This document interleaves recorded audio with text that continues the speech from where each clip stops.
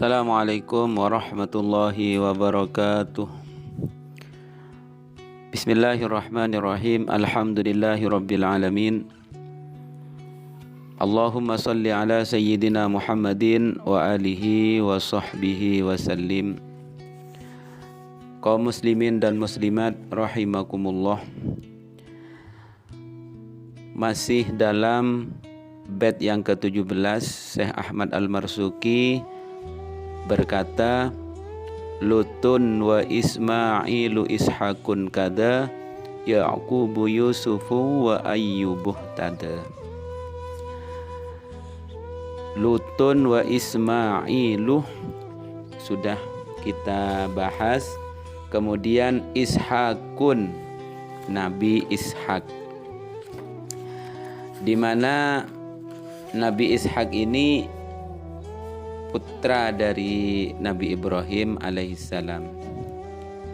Beliau adalah putra dari Sayyidah Sarah.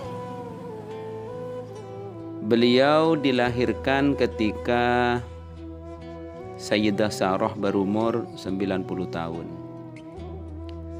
Dan Nabi Ibrahim, yaitu ayahnya, sedang berumur 120 tahun.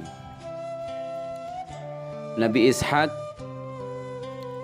diutus kepada kaum Al-Kan'aniyin, yaitu di daerah Sam dan Palestina.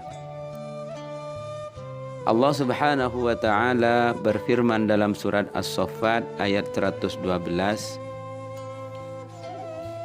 A'udzu billahi minasyaitonir rajim.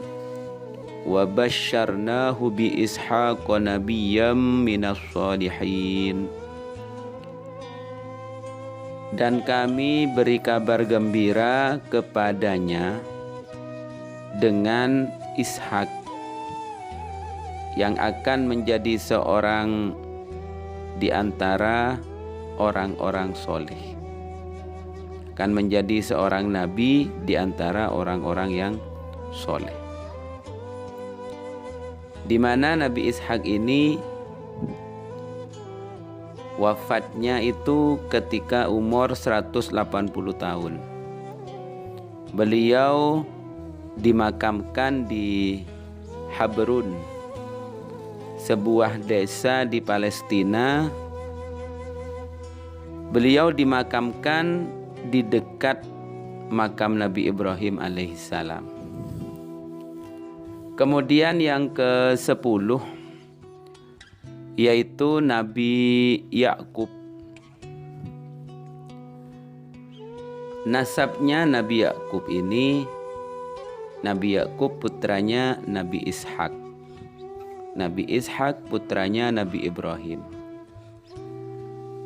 Nama beliau, yakni nama Nabi Yakub ini disebut dengan Israel. Maka dari itu anak keturunannya disebut Bani Israel. Nabi Yakub lahir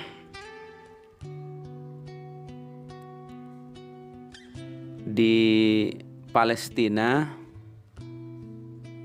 dan mulai kecil sampai dewasa di sana bersama ayahnya, yaitu Nabi Ishak. Kemudian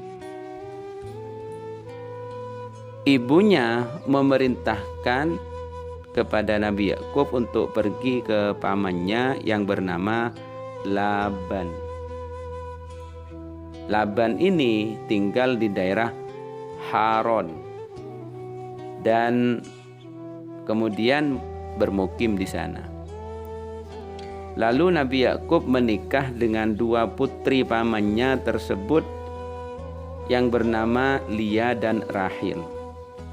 Jadi kakak beradik dinikahin oleh Nabi Yakub satu kaligus.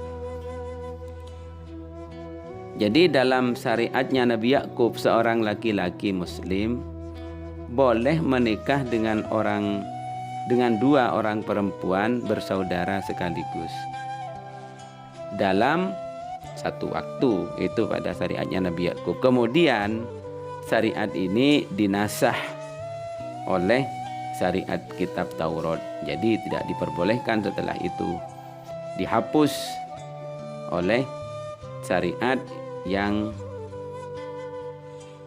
ada dalam kitab Taurat.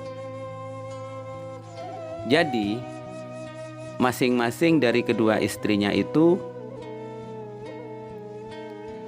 menghibahkan seorang jariyah yang namanya Zulfa dan Balha.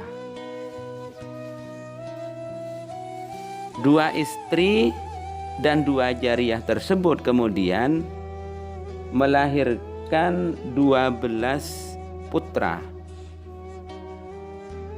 Melahirkan 12 putra.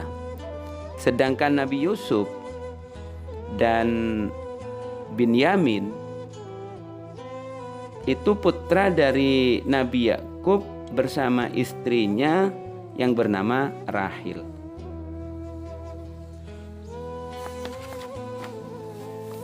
Jadi Nabi Yakub mengajak umatnya untuk masuk Islam, untuk beribadah hanya kepada Allah, untuk menyembah hanya kepada Allah, yakni meninggalkan beribadah kepada selain Allah, meninggalkan menyembah kepada selain Allah. Allah Subhanahu wa taala berfirman dalam surat Maryam ayat 49, "Falamma a'tazalahum wa ma ya'buduna min dunillahi wa habna lahu Ishaq wa Yaqub wa kullan ja'alna nabiyya." Maka ketika dia, yakni Nabi Ibrahim, sudah menjauhkan diri dari mereka dan dari apa yang mereka sembah selain Allah, kami anugerahkan kepadanya Ishak dan Yakub, dan masing-masing kami angkat menjadi nabi. Jadi itulah sekilas tentang Nabi Yakub. Nabi Yakub wafat ketika umurnya sudah lebih dari 100 tahun. Ya, setelah berkumpul bersama Nabi Yusuf selama 17 tahun. Dia berpisah dengan Nabi Yusuf sekian lamanya, kemudian setelah berkumpul dengan Nabi Yusuf selama 17 tahun beliau wafat. Dan beliau berwasiat agar dimakamkan di dekat ayahnya, yaitu Nabi Ishak, dekat dengan makamnya Nabi Ishak, dan juga dekat dengan makamnya kakeknya, yaitu Nabi Ibrahim. Di mana itu? Yaitu di daerah Habrun yang dikenal dengan nama Madinah Al-Khalil. Kemudian yang ke-11 yaitu Nabi Yusuf. Nabi Yusuf ini nasabnya yaitu Nabi Yusuf putra Nabi Yakub, Nabi Yakub putra Nabi Ishak, Nabi Ishak putra Nabi Ibrahim alaihissalam. Dalam hadis Rasulullah SAW bersabda, "Innal karim ibnal karim ibnil karim ibnil karim Yusufu ibnu Yaqub ibni Ishak ibni Ibrahim." Rawahul Bukhari. Sesungguhnya orang yang mulia, anaknya orang yang mulia, anaknya orang yang mulia, anaknya orang yang mulia adalah Yusuf anaknya Yakub, Yakub anaknya Ishak, Ishak anaknya Ibrahim. Hadis diriwayatkan oleh Imam Al-Bukhari. Jadi kisahnya Nabi Yusuf ini disebutkan secara panjang lebar dan secara terperinci itu dalam Al-Quran surat Yusuf. Jadi tahapan kehidupan Nabi Yusuf yang disebut dalam Al-Quran sebagai berikut. Yang pertama, Nabi Yusuf ketika kecil bermimpi melihat 11 bintang, matahari, dan bulan bersujud kepadanya. Yang pertama. Yang kedua, saudara-saudaranya hasut terhadap Nabi Yusuf dan membuangnya ke sebuah sumur, dan mereka membohongi ayahnya dengan membawa baju Nabi Yusuf yang telah dilumuri dengan darah. Yang ketiga, Nabi Yusuf diselamatkan oleh rombongan kafilah dan dijual kepada Al-Aziz, seorang menteri di Mesir. Yang keempat, Nabi Yusuf difitnah oleh istri Al-Aziz telah berusaha memperkosanya, padahal yang terjadi sebaliknya. Jadi yang kelima, Nabi Yusuf dipenjara dan berdakwah pada agama Islam di dalam penjara. Keluarnya Nabi Yusuf dari penjara dan menafsirkan mimpi sang raja, Nabi Yusuf dipercaya oleh raja untuk menjadi pejabat yang mengurus makanan, yaitu bulog. Saudara-saudaranya Nabi Yusuf datang ke Mesir untuk mencari makanan, termasuk saudaranya yang hasut terhadap Nabi Yusuf. Jadi pertemuan Nabi Yusuf dengan saudara kandungnya Binyamin di istana waktu saudara-saudaranya mencari makanan. Jadi pertemuan Nabi Yusuf dengan ayahnya, yakni Nabi Yakub,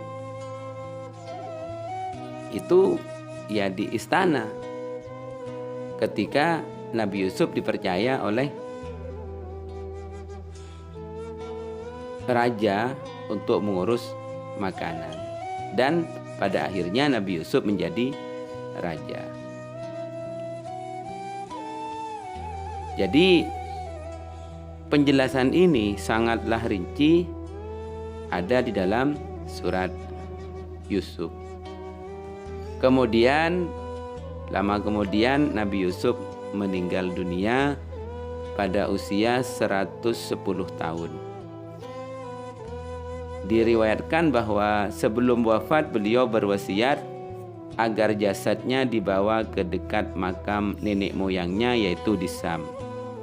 Sehingga ketika Nabi Musa keluar dari Mesir, beliau membawa serta jasad Nabi Yusuf ke Sam.